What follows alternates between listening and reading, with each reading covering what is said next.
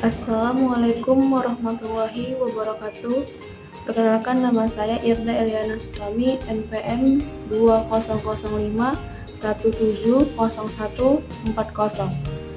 Di sini saya ingin membahas mengenai laporan keuangan dan laporan audit, dan dengan mata kuliah pemeriksaan akuntansi. Laporan keuangan adalah catatan informasi keuangan suatu perusahaan pada suatu periode akuntansi yang dapat digunakan untuk menggambarkan kinerja perusahaan tersebut.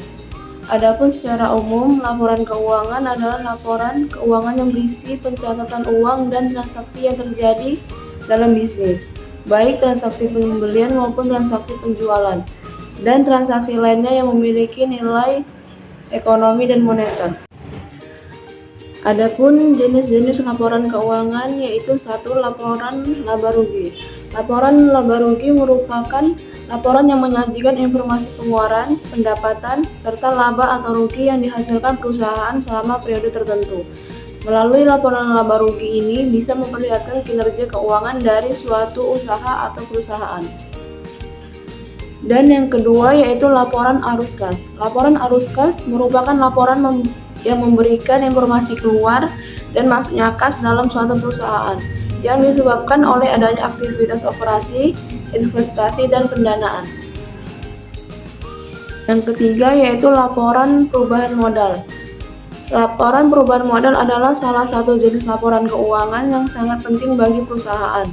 Laporan ini menyajikan informasi perubahan keuangan yang bisa digunakan oleh perusahaan untuk pengawasan maupun pengambilan kebijakan. Yang keempat yaitu laporan neraca. Laporan neraca adalah neraca menjadi kebutuhan pokok dalam perkembangan perusahaan. Neraca akan memberitahu nilai bisnis perusahaan pada waktu tertentu, sehingga perusahaan dapat lebih memahami posisi keuangannya. Neraca berfungsi untuk merangkum aset perusahaan, kewajiban dan ekuitas pemegang saham. Dan yang kelima yaitu catatan atas laporan keuangan. Fungsi laporan keuangan pada bisnis. Laporan keuangan memberikan gambaran tentang kinerja keuangan bisnis, termasuk pendapatan, biaya, laba, dan kerugian. Dengan menggunakan laporan keuangan, bisnis dapat mengukur kinerja secara objektif dan membuat perancangan keuangan yang tepat. Fungsi laporan keuangan pada bisnis juga meliputi yang pertama, untuk menilai kondisi usaha.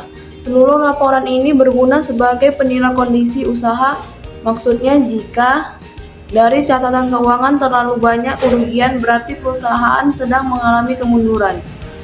Yang kedua, sebagai bahan evaluasi. Laporan keuangan diperlukan untuk bahan evaluasi. Bisa dipastikan jika tidak ada laporan tersebut, evaluasi yang dilakukan tidak akan maksimal, bahkan seperti melakukan hal yang sia-sia.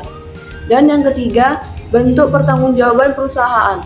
Laporan keuangan juga berfungsi sebagai pertanggungjawaban perusahaan, baik kepada investor maupun kepada pemerintah yang terkait dengan pajak dan lain sebagainya. Laporan audit. Laporan audit adalah akhir dari proses audit, yaitu laporan yang menyatakan pendapat auditor mengenai kelayakan laporan keuangan perusahaan yang sudah selesai atau yang sudah sesuai dengan prinsip-prinsip akuntan yang berlaku secara umum. Atau laporan yang berisi opini audit yang dikeluarkan oleh auditor independensi setelah melakukan pemeriksaan atas laporan keuangan entitas dan laporan terkait. Fungsi dari laporan audit yaitu membuat hasil audit agar terhindar dari kesalahpahaman, membuat hasil audit sebagai bahan untuk perbaikan institusi terkait, memudahkan tindak lanjut untuk menentukan jika ada tindakan perbaikan yang perlu dilakukan terhadap perusahaan. Ada juga fungsi laporan audit yaitu laporan audit digunakan oleh banyak pemangku kepentingan termasuk manajemen entitas, dewan direksi, pemegang saham, investor, pemerintah, bank, dan lain sebagainya. Dalam kebanyakan kasus, laporan audit dikeluarkan untuk mencakup laporan keuangan selama 12 bulan atau periode 1 tahun. Tahapan dalam membuat laporan audit: yang pertama, meminta dokumen keuangan. Yang kedua, mempersiapkan rencana audit. Yang ketiga, menjadwalkan rapat terbuka. Yang keempat, melakukan lapangan kerja di lokasi. Yang kelima, menyusun laporan. Dan yang keenam, menyiapkan pertemuan penutupan. Jenis-jenis opini audit. Yang pertama, opini wajar tanpa pengecualian. Yang kedua, opini wajar dengan pengecualian. Yang ketiga, opini wajar tanpa pengecualian dengan paragraf penjelasan. Yang keempat, opini tidak wajar. Dan yang kelima, opini tidak menyatakan pendapat. Baiklah, sekian dari saya. Apabila ada salah kata atau penulisan, saya mohon maaf. Assalamualaikum warahmatullahi wabarakatuh.